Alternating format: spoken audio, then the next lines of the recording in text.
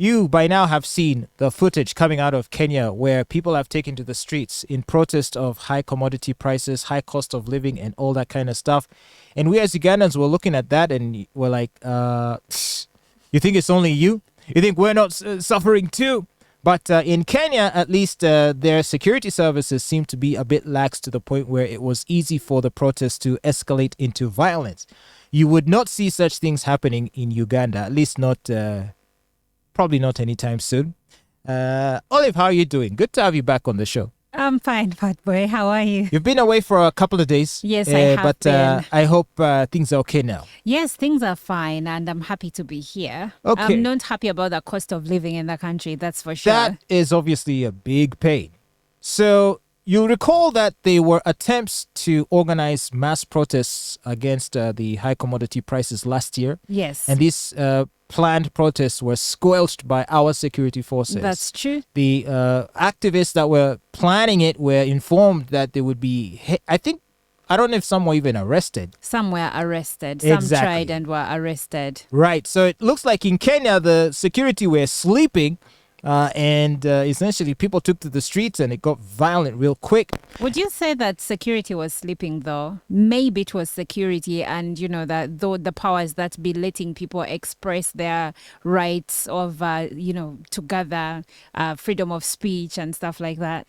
Well, I'm sure the Kenyan security forces have now learned the hard way that maybe that's not a good thing to allow in Africa. Okay.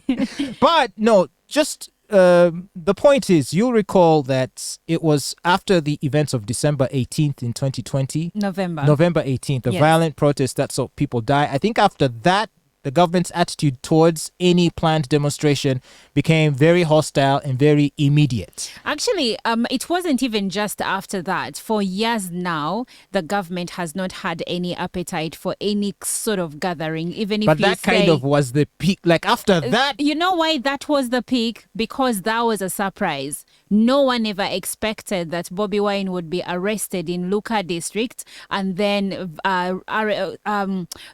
demonstrations begin and then spill over from eastern Uganda to central Uganda. No one expected that. That's why security wasn't ready.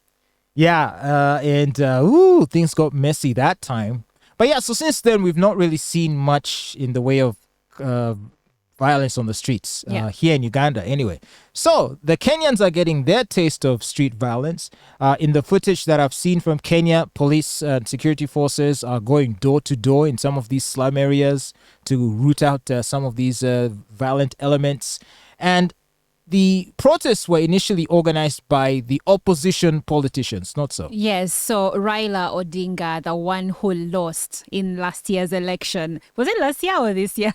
Time ran so fast. We already finishing. I don't even remember.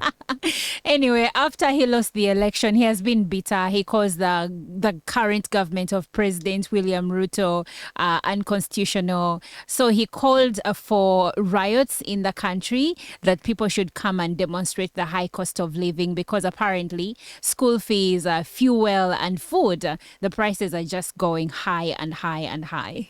Well, that's not very good. And this is obviously going to be Ruto's first test as a leader. I think people are going to be watching to see how he's going to deal with the situation. If he's too lax and allows things to get out of hand, his enemies will seize on that and paint him as a toothless leader.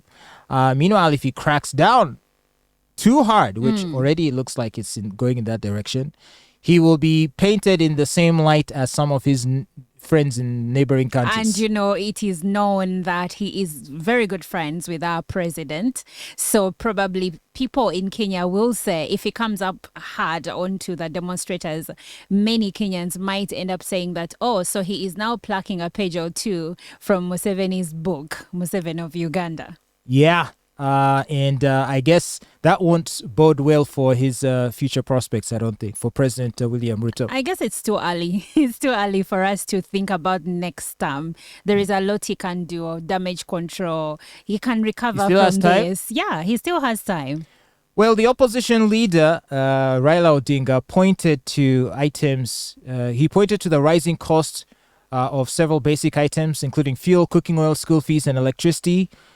In response, the government has said that it would like to take a first stance over these a firm stance over these demonstrations. And to prove this, police on Monday started firing tear gas as well as making several arrests. Now, all over the world, people are suffering from economic hardship. So, do you think there is a chance of this kind of violence spilling over into Uganda? The police apparently have said they are on high alert here. Yes, they're on high alert. And maybe to inform our listeners, it's not even in Kenya alone. Even in South Africa, they currently have riots ongoing still about the high cost of living. And things like this easily spill over into neighboring countries. So how did it jump from Kenya? It jumped to Tanzania and Malawi and Mozambique and Angola and went straight to... No, you see, some of those economies are okay. Some of them are faring pretty well compared to others. For instance, here in Africa, you may not compare Botswana's economy to Uganda's economy. Where we are struggling with the high cost of living, you may find the Swanas actually okay. So you can skip over and go to the next country that is suffering. Okay, well, I guess let's keep our fingers crossed and see what happens next. But otherwise, for our friends listening to us in Kenya, wishing you the best, wishing you and your family safety. And I do hope that, the young people are able to go back to their homes and the leaders come forward with a more concrete and solid plan on how to fix their economic situation. I saw a report saying that the Kenyan shilling has tumbled, has been on a 6-month downward spiral, as never seen before. And so the Kenyan shilling is collapsing, basically. So I don't know what this means for the economy of Kenya. Of course, it doesn't look good, but the Ugandan shilling has collapsed for many times over the years, and it always gains its ground. But the Kenyan shillings is the strongest in the region, I think. And then the Rwandan franc. Yeah, those are some of the most powerful currencies we have in the region. So I don't know if Kenya goes down and the Kenya shillings collapses, what does that say for Uganda? Because these are our trading partners in the region. So if Kenyans if Kenyans end up spending less on Ugandan imports, then obviously the Ugandan economy will suffer. Of course. But will it, because Kenya actually exports more of its products to Uganda vis-a-vis us. Yes, we do export certain so products. wait. So does this mean Kenyan goods are now cheaper? Maybe that. Because it will cost, Kenyan shillings now cost less to buy. I think when their shilling goes down, then they're going to suffer with the inflation. And that means that their products can actually be more expensive for us. Yeah. Okay.